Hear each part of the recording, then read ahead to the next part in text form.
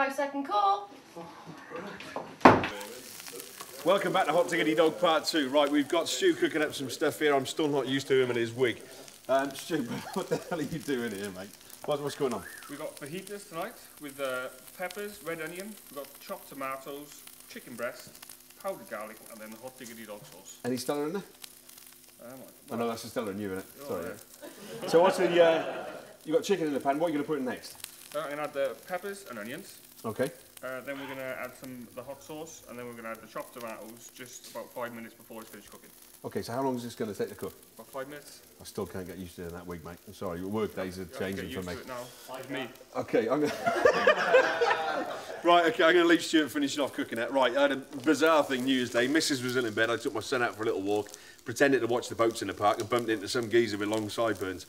You probably know him better as somebody from Emmerdale Farm, Coronation Street. He starred in Twin Towns, but he was also the UK's Christmas #1 in 1983. Please welcome Mr. Brian Hibbard.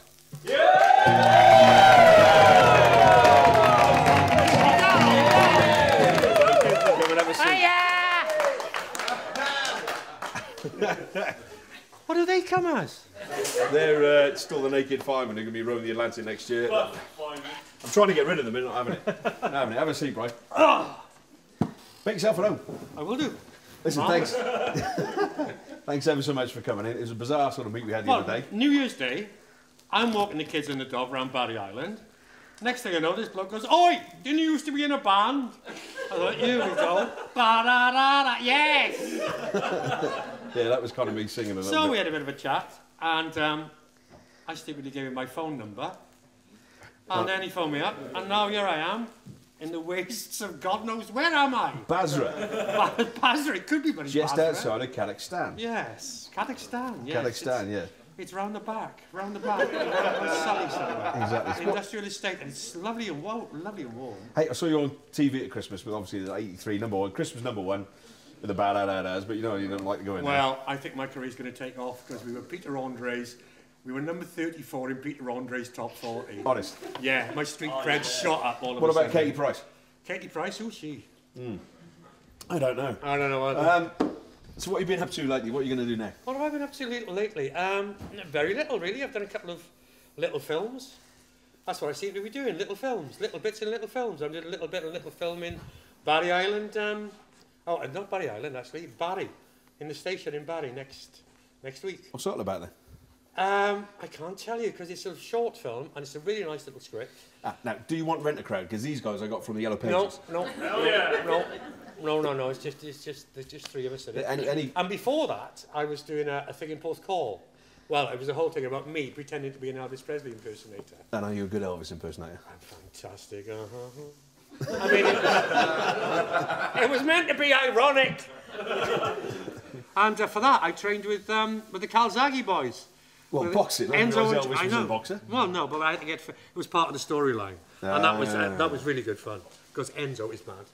So tell me about. Look, why are you asking me questions? I never met a submariner before. A submariner entrepreneur who's suddenly making bloody chili sauce. Well, we're a strange breed. How did that happen?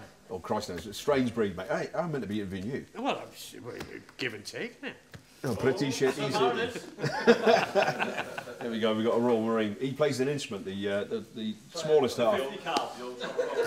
The smallest half of the Naked Chefs, aka the Atlantic Dash Run the Atlantic, is a Royal Marine, Kevin. Well, he plays an instrument very, very well. Does he? Yeah.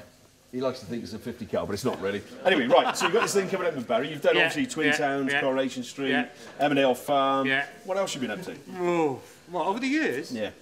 An awful lot, really. The things people know me for is The Flying Pickets, which was 27 years ago, and Twin Town.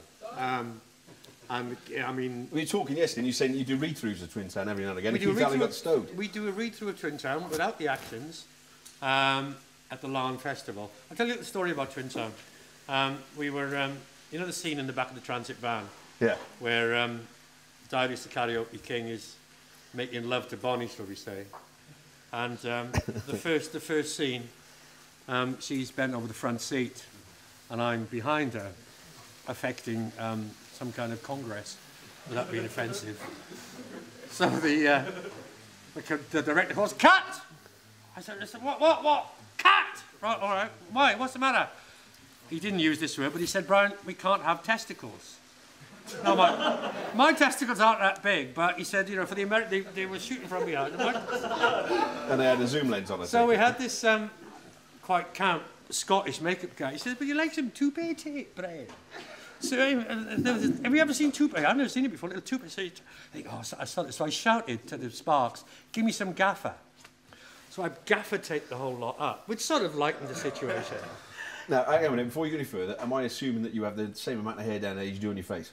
Because the take-off could be painful. Yeah, the take-off was because I whacked it all on, which was great, and kept the testicles out of the way. So we finished filming, went back to the hotel, I had a couple of drinks, and I thought, oh, I need a pee. And one of the wardrobe girls were there with the scissors, so I said, give me scissors.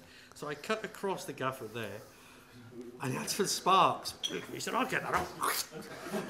But that was off the top. Oh. I then spent an hour and a half in the bath with a large whiskey going, you stupid. Now, does whiskey work? I heard wax works better. Oh, well, no, the whiskey was to try and ease the pain, but it was, yeah, I'll never do it again. But I actually framed the bit of gaffer tape with my pubic hair on, and I presented it to the director. Such a beautiful story. And the director was who? The director was... never to be seen again, probably. Yeah. Well, he was Keith Allen's brother. We talked about him yesterday. Oh, yeah. And we're going to try and get, hopefully, like, if things work out well, maybe get Keith on the show. Get Keith on the show. Yeah, well, it should be Dangerous. A laugh. Yeah, he's a pretty bit of a character, really, isn't he? Yeah. We won't go into it now, but there's a hell of a character going on there. Thank you very much for coming in today. I know you've got to shoot off and get home for your kids. They're not very well, but really appreciate you coming in. Hopefully, you can come in again. Do me a favour, come across with me now. Stuart's going to be cooking up some stuff, and I want you to taste a few bits and pieces. If I don't like it, I'll say. No, you're not allowed to say that. That's not in a contract, mate. It's not a contract. Come over. Right. Obviously, you met Stuart, the cross-dressing cook. It looks completely different. Hello, Stuart. How are you? You all right? Yeah, all good. Right, what we got here? Obviously, the fajitas aren't quite ready yet, I don't think. But didn't I see you do something earlier? Sweet chili sauce chutney. Sweet chili sauce chutney? Yeah. Did you like chutney? I don't want chutney. Eat it with that? Yeah. Yeah, have a dip in that, scrape it up. Have a dip in that, one bit of that, one bit of that. Well, it looks at that. That's got sultanas in as well, is it? It has. Sweet chili sauce chutney. Got cherries in it. Sultanas. Sultanas. I'm going to have to pretend to like this now. You don't have to pretend anything, but you never get out of Bazza alive. Action. Hot Diggity Dog! That was Brian Hibbard. I'm Simon Ryan. Welcome again. Thanks again for coming to Hot Diggity Dog TV. We're going to be back again next week. Tiger Please will be back in his studio. There's only a few more shows we've got left to do here. Then we're going to be moving to the Millennium Musical. And we're hopefully going to get a lot bigger crowd in than this renter crowd we got here. So thanks again for coming, guys. Look after the recipes. Check us out on the website. And come back again next week. See you then. Take care.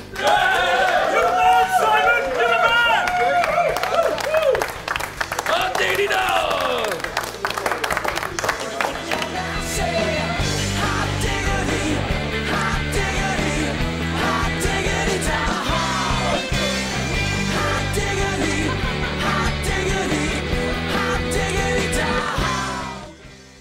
Right, guys, we had a lot of fun tonight, but on a serious note, this is a proper serious thing. They're both behind me. These guys are rowing across the Atlantic, 2 hours on, 2 hours off. They're raising money for the Firefighters Benevolent Fund. They're raising money for Health for Heroes, breast cancer awareness. But it's a very, very community sort of instigation they're trying to put behind this. I'll leave that with John. Well, it's our community fire safety initiative. We'll come to your house and put smoke alarms up for free. So if anybody in your family has not got smoke alarms, if you can telephone the number that will be on the show at the end, we'll come to your house, the fire engine will come to your house. South Wales Fire Service will fit smoke alarms for free. Please make sure you've got smoke alarms. Listen, these things save lives. Fit smoke alarms, they're free. They don't cost anything. We'll get the number up on the back end of the site. We'll get the email address up if you want to donate money to these guys. They're naked. It's not a joke. They are going to row across the Atlantic naked because they chafe and everything else with the salt. They can't do it. But please, please make sure you're safe at night and make sure you get some of these smoke alarms in there. In the meantime, back to the funny side. Take it away, Rich. Fat bottom girls, you make the rockin' world go round. Get on your bike and ride. Yeah!